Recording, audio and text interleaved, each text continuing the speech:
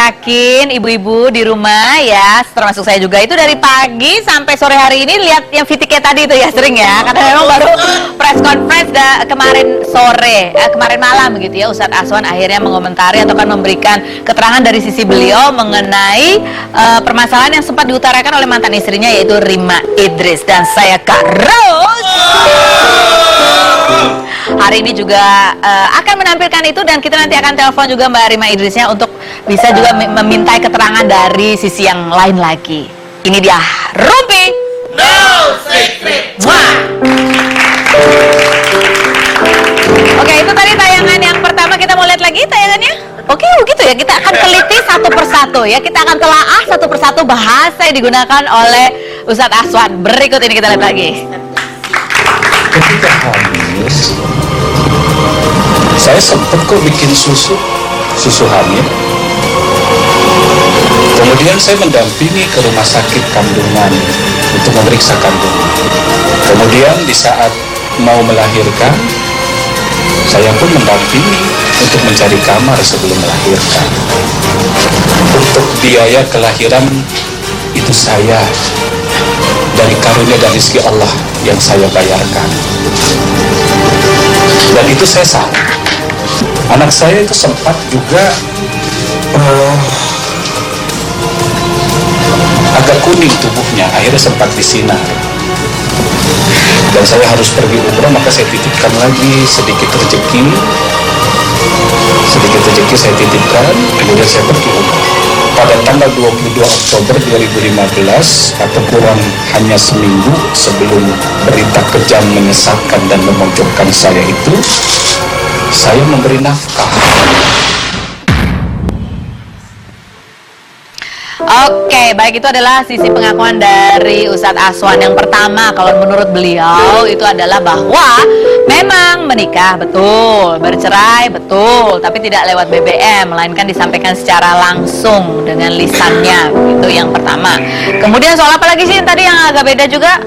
Masalah bikin susu hamil ya, mungkin itu kadang-kadang itu namanya beda persepsi ya. Kalau perempuan tuh maunya oh ya perhatian tuh yang lebih. Kalau mungkin buat yang pihak yang lainnya, kalau buat laki-laki mungkin bikin susu itu suatu yang luar biasa ya kan, perhatian luar biasa. Kalau mungkin biasanya juga dia nggak pernah bikin susu ya. Begitu maksudnya kan, berbeda persepsi mungkin ya kan. Terus apa lagi membantu mencarikan kamar rumah sakit itu ya. Ya kadang-kadang mau melahirkan, terus habis itu membayar biaya persalinan. Ya kalau membayar biaya sesal, alhamdulillah memang harus begitu ya kan. Ya, tapi mungkin yang diharapkan oleh Mbak Rima itu beda. Barangkali itu masalah komunikasi ya. Jadi kita tanya sekarang ke Mbak Rima, bagaimana setelah Mbak Rima ini mungkin dari pagi sampai jam segini juga terus melihat tayangan press conference dari mantan suaminya. Sebetulnya apa sih? Barangkali mungkin ada yang kurang jelas juga di antara situ, apa sebetulnya diinginkan oleh Mbak Rima. Betulkah Mbak Rima itu keinginannya hanya sebatas materi atau hal lain? Kita telepon Mbak Rimanya. Halo, oh ada VT lagi? Oh ada VT 2 lagi, ternyata masih bersambung. Kita lihat dulu yang berikut ini. Pertama, yaitu yang sekarang jadi istri saya, bahwa setelah melahirkan beliau datang berkunjung,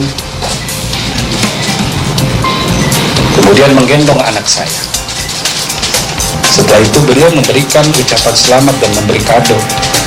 Pada hari raya Lebaran 2013, istri saya juga menyempatkan untuk mengirim parcel melalui pengiriman. Yang ngirim pun masih ada sekarang orangnya. Kemudian istri pertama saya juga dengan saya ketemu di sebuah perbelanjaan untuk main dengan anak saya. Beliau yang menggendong ditemani oleh susternya. Dan Umi juga, adik dan keponakan, pada Lebaran kemarin justru kumpul di Ancol, ketemu cucu, kangen-kangenan. Anak saya yang nomor 2, istri yang pertama, itu pun menggendong adiknya. Oke, begitu ya. Jadi kalau ada gosip atau kabar-kabar di luar yang berhembus yang mengatakan, atau barangkali dari mulutnya Mbak Rima sendiri mengatakan bahwa ada permintaan juga dari istri pertamanya Ustadz Aswan untuk memintanya mundur, dan itu menjadi salah satu alasan mengapa Mbak Rima meminta kejelasan dan akhirnya memilih mundur. Itu kalau dari sisinya Ustadz Aswan adalah orang datang kok pada saat habis melahirkan, datang ikut menggendong bayinya yang baru lahir begitu ya. Tapi apakah Ustadz Aswan ada di situ, kita juga nggak tahu. Apakah melihat langsung, apakah Ustadz Aswan mendengar, mungkin ada percakapan yang barangkali ya, namanya juga kan komunikasi itu kadang-kadang akar menjadi banyak masalah kesimpang siuran gitu. Sekarang karena itu kita akan hubungi Rima Idris. Halo, assalamualaikum. Waalaikumsalam, Kak Ros. Iya, Mbak Rima. Iya. Terima kasih sudah meluangkan waktu, Mbak Rima. Iya, Kak Ros. Udah nonton dong dari pagi sampai jam segini. Iya, Kak Ros, aku udah nonton kok dari pagi. Dari pagi.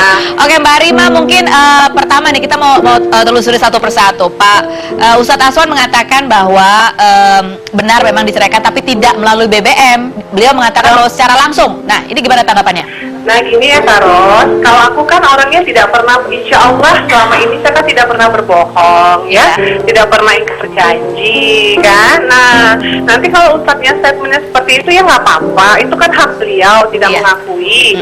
Tapi saya masih menyimpan kok bukti BBM-nya. Nanti kita bisa saksikan aja bersama-sama. Dan saya sebenarnya, Kak Ros, tertawa melihat tayangan tersebut karena tidak ada korelasinya sama sekali gitu loh dengan apa yang saya inginkan ya, seperti dibikinin susu yang sekali lah ya, yang pernah menemani melahirkannya hanya sekali, itu kok yang di blow up sama beliau. Tapi saya berterima kasih banyak dengan beliau karena sudah menemani saya melahirkan dan katanya membiayai persalinan saya. Oh, terima kasih banyak ya.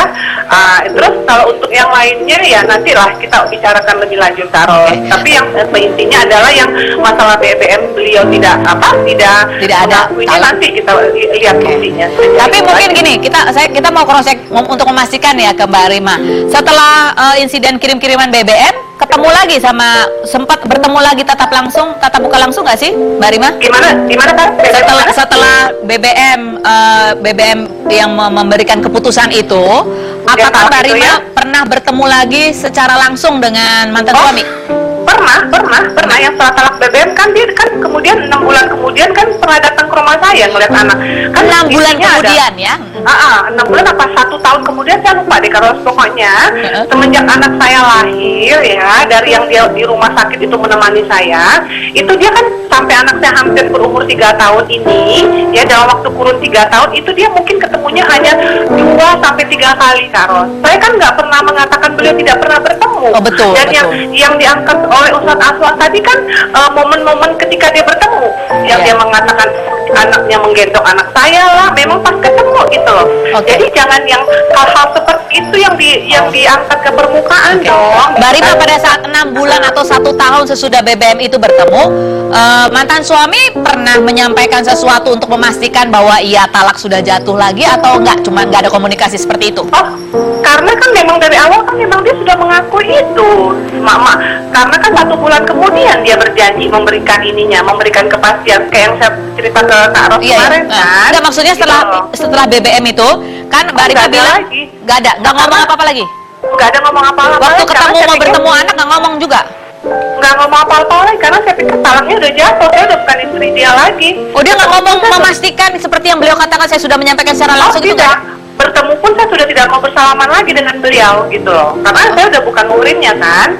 Gitu. Tapi yang beliau mengatakan bahwa kurang dari 1 minggu memberikan nafkah sebelum kabar yang kejam, menyudutkan dan menyesatkan itu. Apa-apa lah, kan Ustadz Aswan pasti membela diri, nggak apa-apa, Karo, nggak apa-apa beliau membela diri. Tapi ya ada, kan? memang kejadian itu ada, memberikan nafkah itu ada. Iya Pak, saya nggak mungkin berani, Karo, kalau mau fitnah beliau saya bisa dipidana dong kalau fitnah, kalau nggak ada bukti-bukti. Siapa saya, Karo? Saya cuma wanita biasa yang meminta keadilan untuk anak saya, hanya itu yang saya inginkan.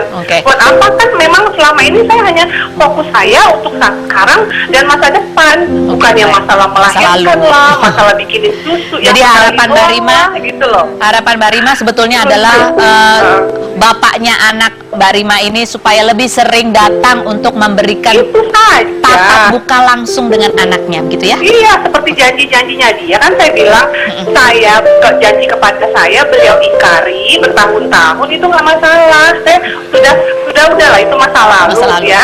Tolong yang janjinya kepada anak saya ditepati. Oke, gitu baik. loh, Kak Ros. Mbak Rima, kita akan ngobrol lebih seru lagi, lebih dalam lagi mungkin untuk Insya Allah, membahas Kak ini. Ros. Insya Allah besok ya, Mbak Rima. Insya Allah, Ya. Kak Ros, Oke, ya. terima kasih atas waktunya Mbak Ya. Rima. Oke, Assalamualaikum. makasih, Kak Ros. Waalaikumsalam warahmatullahi wabarakatuh. Begitu ya, baik. Nah, saya tidak sendirian hari ini. Saya punya dua teman saya, yaitu pasangan Brad Pitt dan Angelina Jolie. Melanie Ricardo dan Joshua Serba.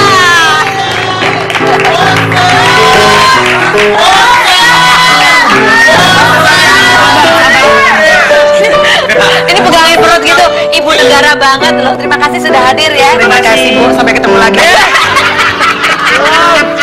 Kamu lagi.